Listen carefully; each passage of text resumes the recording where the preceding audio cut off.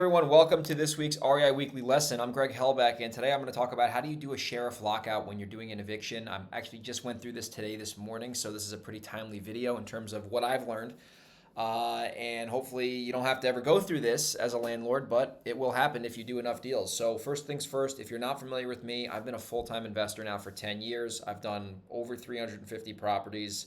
I own a bunch of rentals, and I own rentals in tough states to own rentals in. So I know a thing or two about being a landlord, and I'm always looking to get better. So if you get value from this video or podcast, if you could do me a favor and subscribe to the YouTube channel and like the video if you're watching, if you're listening, if you can push this to social media and share it with someone who you think would get value from, that would really mean a lot to me. That's how we keep growing the show on a weekly basis.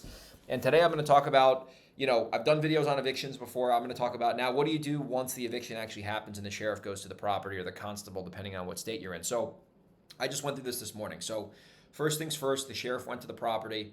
I had a handyman there, and I had a locksmith there. We were able to change the locks out, and the sheriff went in there and talked with the tenants and basically said you have to go, and they ultimately left. And the contractor changed the locks, put a lockbox on the door. He actually took the key with him just so someone can't break in and get back in there, which you never know, happens all the time, unfortunately, in this business. So now we have a vacant property. The tenant's no longer legally allowed to be there. Everything got done through the courts. Now I got a vacant property. And by the way, this property is so banged up. It is probably the worst property within 3 or 4 square miles, and there's a lot of properties around there. So now I'm staring down the barrel of a banged up property. It's a condo, by the way. So this little tiny condo needs at least $30,000 worth of work. Everything has to go. This place is uninhabitable.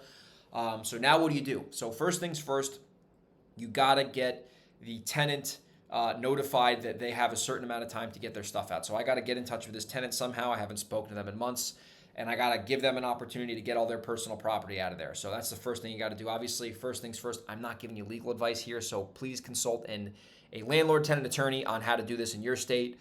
This is just general information. This is not legal advice, so disclaimer out of the way. You got to contact your tenant. You got to notify them on when they can pick their stuff up. You have to give them, however, every town's different, however much time they legally can have. You give them the opportunity to get rid of their stuff. If they don't want to get rid of their stuff, you can haul it all out. If they want to get rid of their stuff, you got to get them inside so they can get their stuff. If you want to put it in a U-Haul and ship it up to a storage facility, you can do that. But you got to give the tenant an opportunity to get their stuff. Second thing now that we have to do is we have to go in there, and anything the tenant doesn't want to keep, we have to go in, or you have to go in, and you have to remove it. So in this case, it's a condo, so we got to get a dumpster figured out in a condo complex, which is a nightmare. We got to get all the stuff out within like an hour or two so we don't get fined.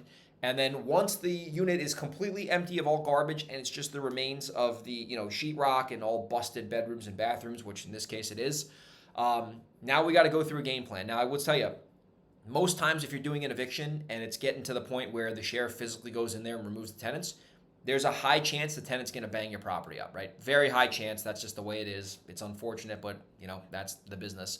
So now I got to go in there, or the contractor's going to go in there. We're going to get even more videos once it's cleaned out, and we're going to go through line by line on what needs to happen in order to get the property repaired. So in this case, everything's got to go. New kitchen, new bathrooms, new sheetrock, new floors, new lights, new doors. Obviously, we got to probably put some sort of roach treatment in there, because I bet you there's roaches if it's that bad. Real nightmare property. So now you got to put the game plan together. You got to put a game plan together. You got to get the timeline. You got to get the budget. You got to get the right people in there. And you got to get that property rehabbed as soon as you possibly can, because every second there's no tenant in your property, you're spending money. You're not making any money. So in this case, every day this thing's vacant, you have to, get a contractor in there and get someone in there to repair it so we can get it rented out again. So that's obviously the first thing, or the second thing. Now, another thing you got to do is, most of the time when you're a landlord, unless you live in the city of Seattle, most of the utilities are not in, or the utilities are going to be in the tenant's name. In Seattle, it's a little bit different. Actually, the electric's in the tenant's name, but the water and garbage and sewer is in the landlord's name, which is stupid, but this one's not in Seattle. So now we got to get the power in our name. We got to make sure the power that most likely the tenant wasn't paying is not lien to our property, because if it's lien to our property, then we got to sue the tenant for that. And now we got to get the power in there. We got to get all the accounts squared away. We got to get, a zero balance on our account, because now we're the owners. We're going to set that up on auto pay. We got to make sure the balance the tenant most likely owes is tied to them and not to us. So we got a lot of work to do, and we got to go in there. We got to, you got to get the unit rehabbed. I mean, this case is like worst case scenario. We got to do everything. So at least 30 grand. And then once it's rehabbed, get it for rent, right? In this case, we got to rent it out again, and we got to hopefully get a better tenant. So that is the steps on how you go from sheriff lockout to new tenant. Hopefully we can get all this done in about 45 days. That's my goal. So what is it? It's mid-May right now. So hopefully, by early July, we can get this thing rented out and they can have a 4th of July party in their brand new apartment that's renovated. So that's the skinny on that. Hopefully you don't have to go through this as a landlord, because it does suck, and it's terrible having to do evictions. Like, it sucks for the tenant, it sucks for the landlord. But if someone doesn't pay the rent, there's nothing you can do as a landlord. You can't let people live there for free. It's not a charity, so it's unfortunate, but it is what it is. And another thing I'll leave you with as, I wrap this video up is, even though you're probably upset you had to evict a tenant and spend legal fees and not get rent for a long time, treat the tenant with respect. Don't be a complete asshole to them.